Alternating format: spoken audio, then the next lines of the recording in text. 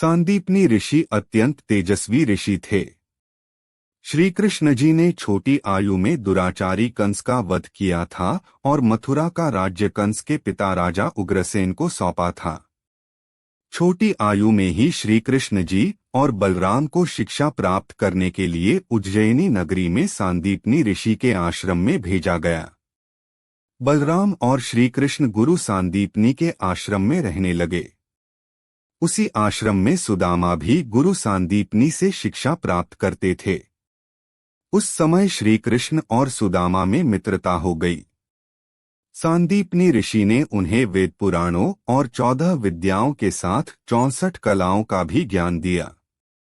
शिक्षा पूरी होने के बाद श्री कृष्ण और बलराम अपने गुरु सांदीपनी ऋषि के पास गए।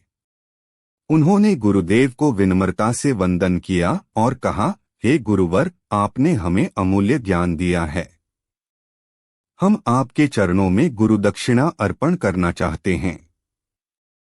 हम आपको क्या दे सकते हैं, वह हमें बताएं। गुरु सांदीपनी ऋषि को यह ज्ञात था कि श्री कृष्ण भगवान श्री विष्णु के अवतार है। उन्हें शिक्षा देने का भाग्य मुझे मिला है, मैं उनसे दक्षिणा कैसे लूं? इसलिए उन्होंने दक्षिणा लेने से नम्रतापूर्वक नकार दे दिया। उसके बाद श्री कृष्ण और बलराम गुरु माता अर्थात ऋषि सांदीपनी की पत्नी के पास गए और उन्हें दक्षिणा लेने के लिए प्रार्थना की। गुरुमाता ने उनकी प्रार्थना प्रेमपूर्वक स्वीकार की और कहा, पुत्रों, तुम्हारे समान ही मेरा एक पुत्र था। प्रभास क्षेत्र के पास खेलते हुए जल में डूबकर उसकी मृत्यु हो गई थी। दक्षिणा के रूप में मुझे मेरा पुत्र लौटा दो। गुरु दक्षिणा देने का अवसर मिलने पर श्री कृष्ण और बलराम को आनंद हुआ। दोनों भाई गुरु पुत्र को खोजने के लिए निकल पड़े। दोनों भाई प्रभास क्षेत्र पहुंचे। वहां उन्हें पता चला कि शंखासुर नाम का राक्षस ऋषि पुत्र को ले गया है। वह राक्षस समुद्र में एक पवित्र शंख में रहता है, जिसे पांचजन्य कहते हैं। ऋषि पुत्र को ढूंढने के लिए दोनों भाई समुद्र में प्रवेश कर पांचजन्य शंख के पास पहुंचे। वहां उनका राक्षस के साथ युद्ध हुआ और श्री कृष्ण जी ने शंखासुर का पेट चिर दिया। उसके पेट में गुरुपुत्र नहीं था। श्री कृष्ण और बलराम जी ने पांचजन्य शंख में चारों ओर ऋषि पुत्र को खोजा, परंतु वहां पर भी ऋषि पुत्र नहीं था। उन्होंने वहां से पांचजन्य शंख अपने साथ लिया और वे यमलोक पहुंचे। यमलोक के प्रवेश द्वार पर पहुंचकर उन्होंने पांचजन्य शंख बजाया।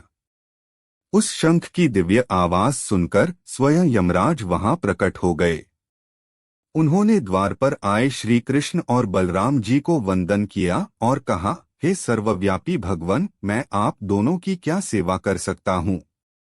श्री कृष्ण जी ने कहा, हे महान शासक, मेरे गुरु का पुत्र जो अपने कर्मों के कारण यहाँ लाया गया था, उसे मुझे सौंप दीजिए।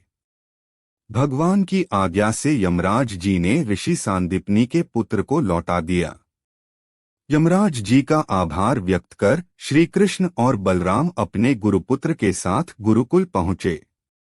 अपने पुत्र को देखकर गुरुमाता और ऋषि सांदीपनी को अत्यंत आनंद हुआ। इस प्रकार भगवान श्री कृष्ण और बलराम जी ने अपनी गुरुदक्षिणा दी थी। ऋषि सांदीपनी का आश्रम। मध्य प्रदेश के उज्जैन में ऋषि सांदीपनी का आश्रम है। उस आश्रम में जहां ऋषि सांदीपनी ध्यान के लिए बैठते थे, वह स्थान और भगवान श्री कृष्ण जी का मंदिर है। गोमती कुंड। आश्रम में गोमती कुंड भी है। अपने गुरु को पवित्र स्थलों की यात्रा न करनी पड़े, इसलिए भगवान श्री कृष्ण जी ने इस कुंड में गोमती नदी का आवाहन किया था। श्री कृष्ण जी के हाथ में पांचजन्य शंख है। श्री कृष्ण जी के हाथ में जो दिव्य शंख है, वही पांचजन्य शंख है। श्री कृष्ण जी ने यही पांचजन्य शंख बजाकर महाभारत के युद्ध को आरंभ किया था।